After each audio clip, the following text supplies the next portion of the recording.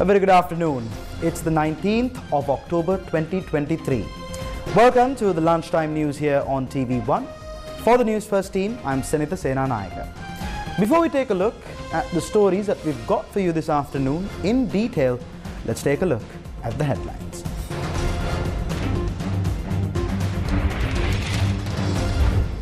MP Ajit Manna Peruma banned from Parliament for 4 weeks for touching the mace.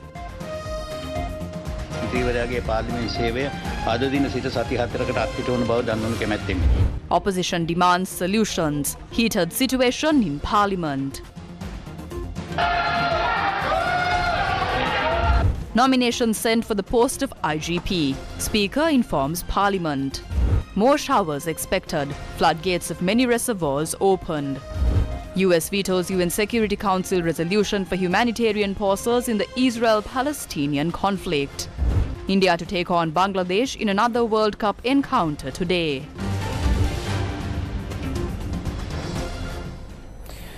On to your top story this afternoon. Speaker Mahinda Wardana adjourned the parliamentary sessions for 10 minutes today. A tense situation arose when Minister Tiran Alas refused to answer a question posed by SJB MP Ajit Manna Peruma.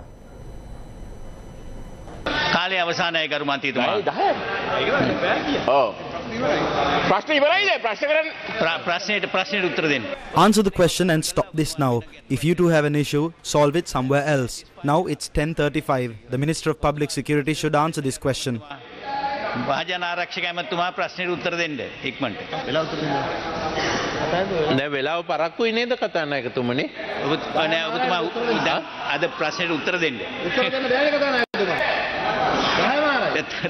ආදිමන් සභාගත කරනවා අර කතානායකතුමා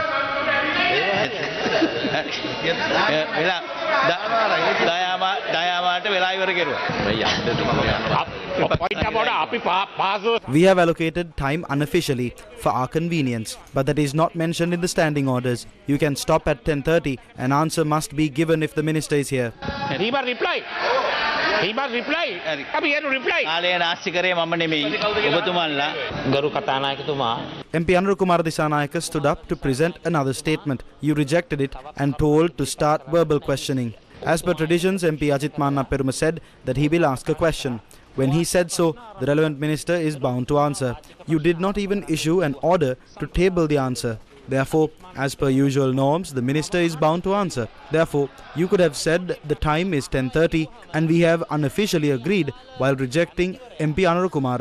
But you commenced the question and answer session. The MP had asked the question.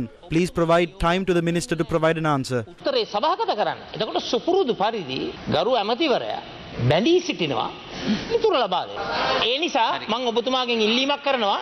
නෑ ඔබතුමාට තිබුණා අනුර කුමාර දිසානායක මැතිතුමාට ප්‍රතික්ෂේප කරන වෙලාවේ ඔබතුමාට තිබුණා කියන්න දැන් වෙලාව 10:00 අපි නොනිල වශයෙන් එකඟ වෙලා තියෙනවා.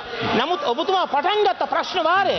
ඒ නිසා එතුමාට ප්‍රශ්නේ අහන්න අයිතියක් තියෙනවා. කරුණා කරලා ඇමතිවරයාට ඒකට පිළිතුර සපයන්න අවස්ථාව ලබා දෙන්න. සභාගත කිරීම නෙවෙයි. No need to waste time by talking. Tell the minister to answer the question. Then we can move on. Minister of Public Securities, answer the question and get this over with. This is not relevant to both the ministers. Both of you must sit down.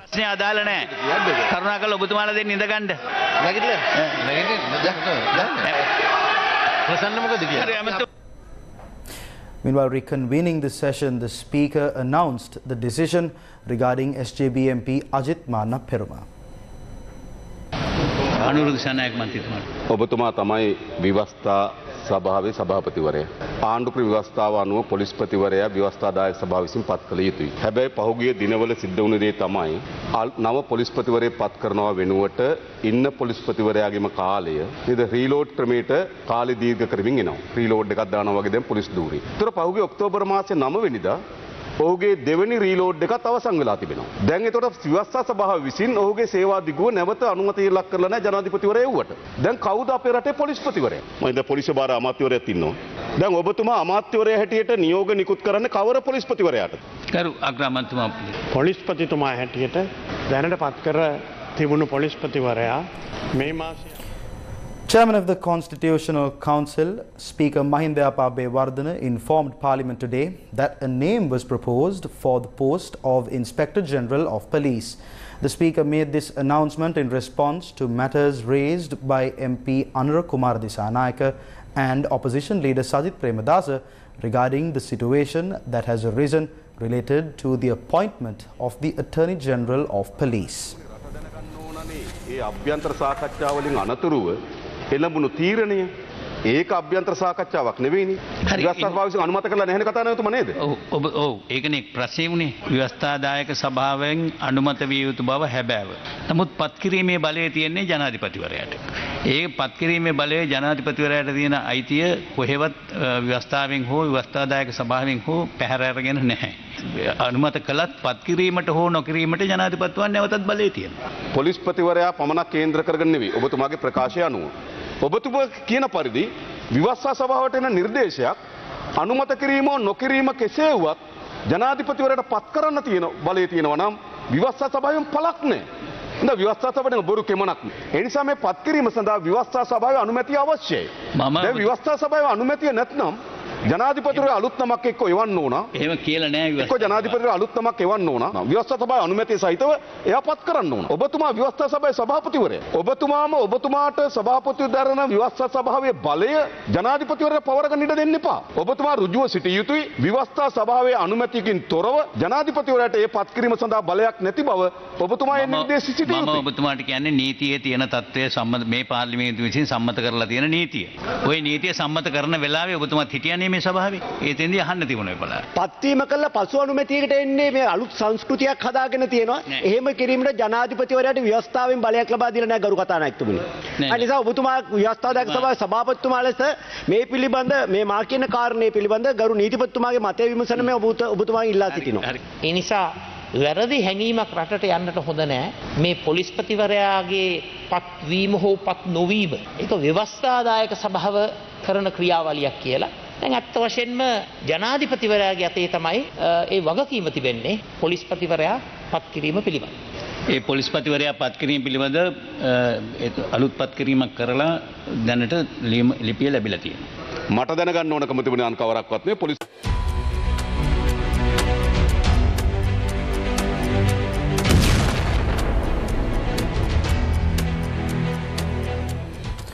Taking a look at the latest updates coming in from the Middle East, the United States vetoed a United Nations Security Council resolution on Wednesday that would have called for humanitarian pauses in the conflict between Israel and Palestinian Hamas militants to allow humanitarian aid to access to the Gaza Strip.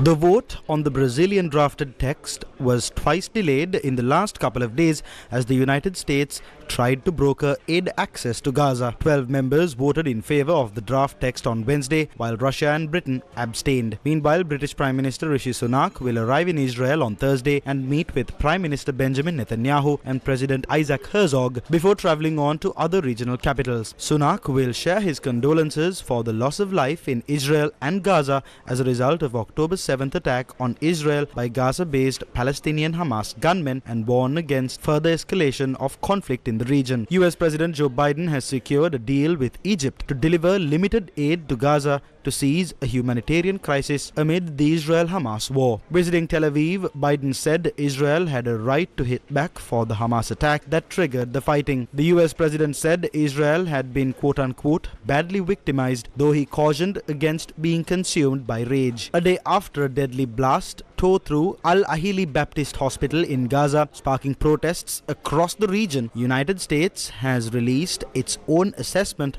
of what caused the devastation. Israel has laid out evidence that it said shows a misfire by militant group Islamic Jihad caused the blast, and US President Joe Biden on Wednesday backed that explanation, citing US intelligence. A spokesperson for the National Security Council later said that analysts overheard that analysis of overhead imagery, intercepts and open source information suggested that Israel is not responsible. Palestinian officials and several Arab leaders nevertheless accuse Israel of hitting the hospital amid its ongoing airstrikes in Gaza. Islamic Jihad, a rival group to Hamas, has denied responsibility. News first with the people. Divi Savya, the second leg of the Divi Savya program to provide much needed school books and stationery items to school children in Sri Lanka. 20th of October, Bibile, Thanamalvila, Ellavaya. Dai Daruwange Anagate Winuwin Divi Savya, LOLC Prajasatkaraka Mehevara. In more local news, Chairperson of the International Chamber of Commerce, Maria Fernanda, yesterday said that she held talks with G20 and G7 countries regarding Sri Lanka's debt situation. Chairperson of the International Chamber of Commerce, Maria Fernanda Garza, attended the bell-ringing ceremony of the Colombo Stock Exchange today. She is the first female ever to head the ICC, which is the only organization to be represented in the United Nations, World Trade Organization and World Intellectual Property Organization. Maria Fernanda Garza arrived in Sri Lanka yesterday and received a grand welcome at the Katunayake International Airport. And I'm thrilled to be in your beautiful country today and explore possibilities on how to support Sri Lanka in taking care of the challenges that you're confronting now and utilizing trade and digitalization for a brighter future for all Sri Lankans. Well, of course, we have been following very, very closely the situation, and we have also been talking to the G20 and the G7 countries about facilitating the debt for countries that are in deep debt like yours. During her visit, Garza will meet with several key officials.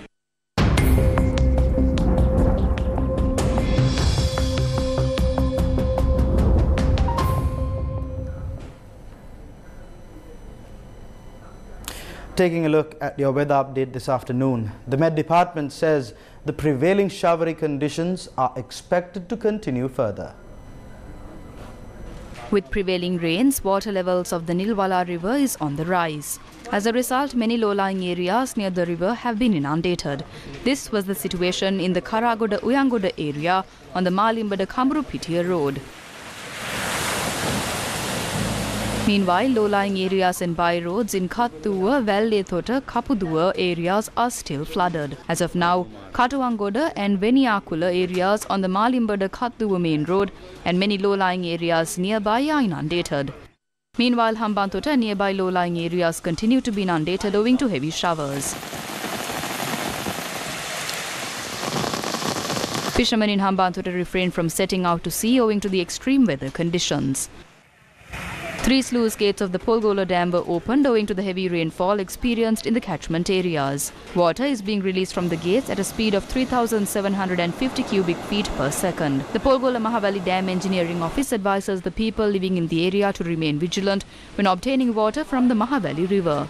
2 sluice gates of the Daduroya Reservoir were opened up to 2 feet each since last night. The Irrigation Engineering Office in charge of the reservoir said a water capacity of 2,800 cubic feet per second will be released to Daduroya. A mound of earth collapsed near the Ravana Alla 24th kilometer post along the Alla-Vallavaya main road. News First correspondent said the mound collapsed around 3 a.m. today. As a result, the Alla-Vallavaya road was temporarily closed for around 2 hours. News First correspondent said the road was now being cleared and opened for traffic.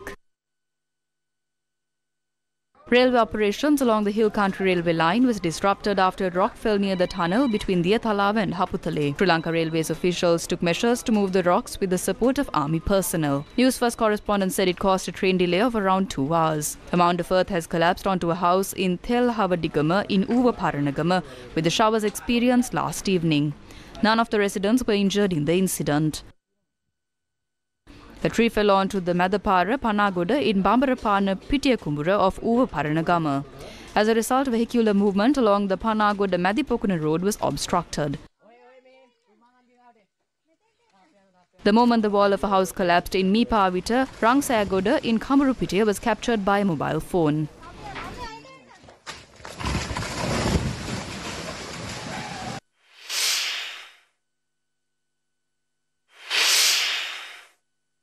The landslide warning issued in several divisional secretariats of 10 districts remains in effect. The National Building Research Organisation said landslide warnings were issued in the Galle, Badulla, Hambantota, Kegol, Matara, Ratnapura, Kandy, Matale, Kalutara and Nuwara districts. The Department of Meteorology predicts that showers or thunder showers may occur in many parts of the island after 2 p.m. today. Owing to the showery conditions, the number of leptospirosis or rat fever cases has seen an increase. During a press briefing held at the Health Promotion Bureau, it was revealed that 7,400 cases of leptospirosis have been reported thus far in 2023.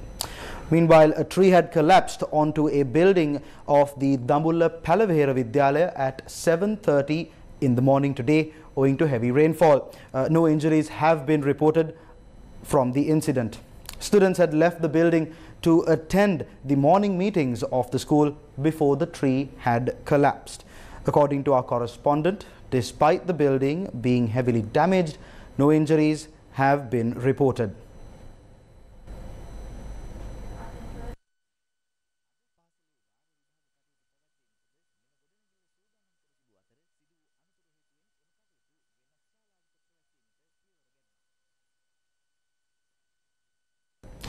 Prior to the incident, all measures were in place to hold the term test of the school in the building. Afterwards, measures were taken to hold the term test in another building.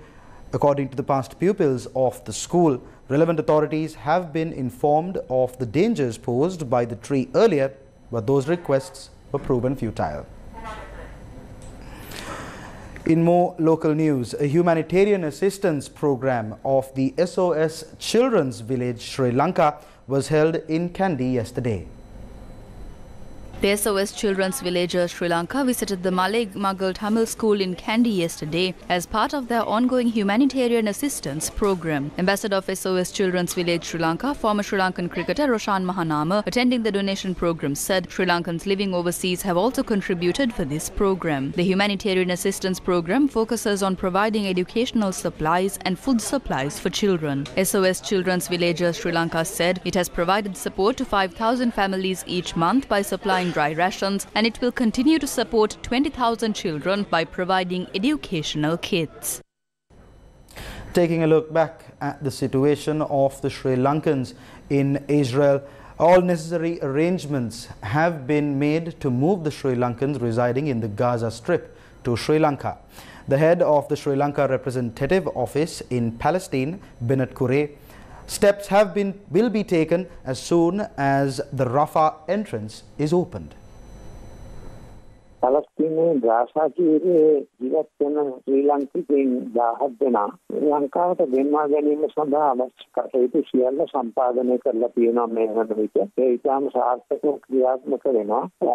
විදේශ අමාත්‍යාංශයේ කන්සුලාංශයත් අපේ පලස්තීනයේ නියෝජිත කාර්යාලයත් ඊජිප්තුවේ ශ්‍රී ලංකා තානාපති කාර්යාලයත් සම්බන්ධ වෙමින් මේ කටයුතු සාර්ථකව ක්‍රියාත්මක වෙනවා. ගාසා තීරයේ ඊජිප්තුව ප්‍රවේශ වන රෆා ගේට්ටුව විවෘත කරවහම ඔවුන් මෙතනින් බාර ගැනීමට ඊජිප්තුවේ ශ්‍රී ලංකා තානාපති කාර්යාලය දැන් අවශ්‍ය කටයුතු කරමින් ඉන්නවා. ඒ ක්‍රියාවලිය සාර්ථකව ක්‍රියාත්මක වන බව මට කියන්න පුළුවන්.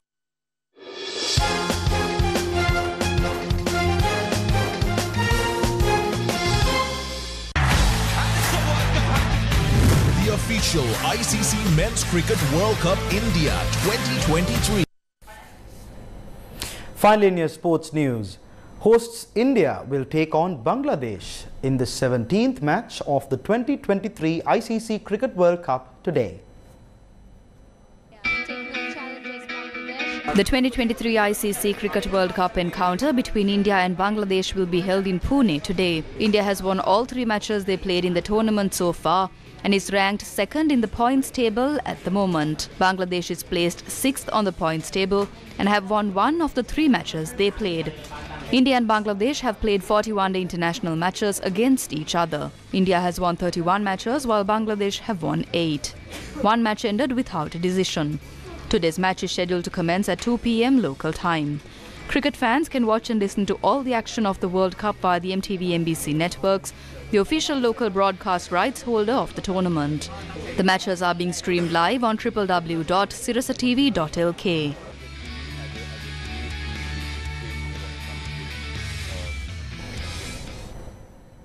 And that brings us to the end of this edition of Lunchtime News here on TV1. For the News First team, I've been Sanita Senanayaka. Take care and stay safe.